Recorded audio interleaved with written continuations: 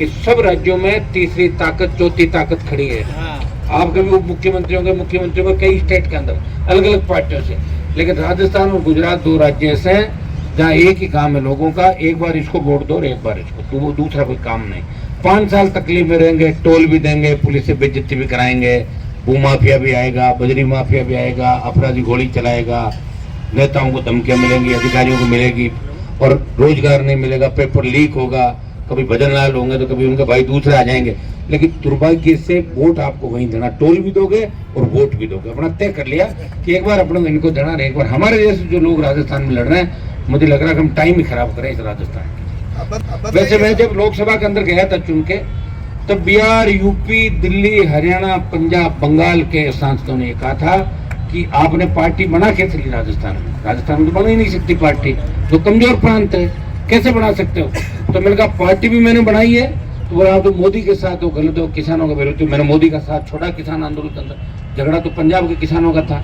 Haryana, UP, Delhi के बाद जब लगा कि राजस्थान का किसान आंदोलन, हनुमान बेनीवाल ने राजस्थान के किसानों को उस आंदोलन के अंदर शामिल किया और शाहजहांपुर बॉर्डर जो गुर्जर आरक्षण आंदोलन के समय जाम नहीं हुआ, हनुमान बेनीवाल की हुकार, आरएलपी के नौजवानों की ललकार से उस बॉर्डर को जाम किया। देश के अंदर 70 दिन अगर कोई सांसद सड़क पे मोदी सरकार के खिलाफ बैठा, वो नागौर का सांसद है और किसान के सम्मान की लड़ाई लड़ रहा था।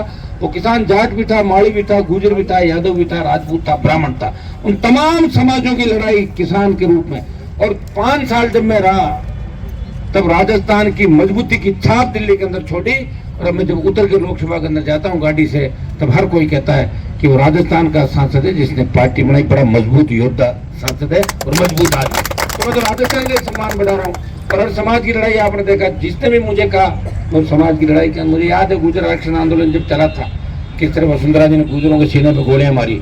हम बीजेपी में होते भी गुर्जरों के साथ चले गए सड़क पे। तो राजस्थान के अंदर एक व्यक्ति कोई जिम्मेदार नहीं वो राजस्थान की बर्बादी के लिए, या अनेकों व्यक्ति जिम्मेदार है जिन्होंने लंबे समय तक शासन किया और शासन को इर्द गिर्द रहे, जो चारों तरफ घेरा रहता था, वो सब जिम्मेदार है। इस राजस्थान, हमारे राजस्थान के बच्चे बाहर से पढ़ने के लिए आते थे।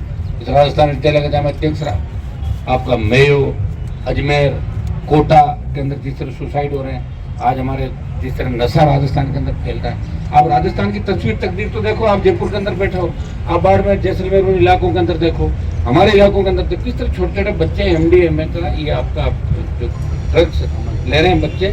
पंजाब के बाद राजस्थान नशे में नंबर 2 पे आ रहा है देश के अंदर। ये दुर्भाग्य है। हम लड़ेंगे कैसे? हमारे जवान अगर गलत दिशा में चलेंगे तो कौन सी पीढ़ी हमारी देश के लिए लड़ेगी? इन चीज़ों पे मैं चिंतन मन करना होगा। और मैं आपको विश्वास दिलाता हूँ कि आपका ये मैं पोस्ट जो आपने दिया है, इसको मैं लेके जा रहा हूँ और निश्चित रूप से आप समय समय मुझे बताते रहेंगे और हम 1-2 दिन में इस मामले में बात भी करेंगे।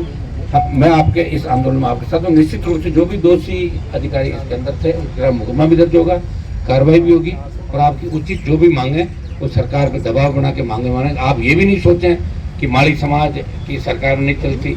निश्चित रूप से माड़ी समाज की भी उतनी चलती है जितनी दूसरे समाजों की चलती है। इस बात की तरफ से आप निश्चित हो जाएं। राजनीति के अंदर उतार चढ़ाव चलते रहते हैं, बाकी की बात है। पहले पर्ची से मुख्यमंत्री नहीं बनते थे, लेकिन पर्ची से मुख्यमंत्री बने। और तमाम उन बीजेपी के बड़े नेता जो भजन लाल जी की नमस्ते नहीं लेते थे, मैं देखता था, कहते थे ओ भजन लाल है, और वही भजन लाल जी के कदमों में पड़ गए। उनका मान सम्मान स्वाभिमान नहीं है। स्वाभिमान तो हमारे ये राजस्थान के अंदर कि सीधे होकर चले, कोई आला कमान नहीं है कि जनता आला कमान है। गैर किसी के सामने शीश नहीं झुकाते। लक्ष्मीदास जी, तेजा जी, देवनारायण जी, उनके सामने शीश झुका देते हैं। और नेता का फोटो मेरे घर के अंदर नहीं। मैं तो मेरी कह सकता हूँ। अब राजस्थान कब जगेगा ये तो मुझे नहीं पता, लेकिन मैं कोशिश कर रहा हूँ राजस्थान जगे, तीसरी ताकत आए। कुछ लोगों के स्वार्थ कुछ पार्टियों में हो सकते हैं, कुछ लोगों का कुछ जाति के बारे में भी हो सकता है, लेकिन हनुमान बेनीवाल जो संघर्ष करता, लड़ाई कर रहा है, उसमें जाति देख के नहीं कहता ये इस जाति का अपराधी, इसको छोड़ दो और इस जाति का इसको पकड़ लो। आप देख रहे हो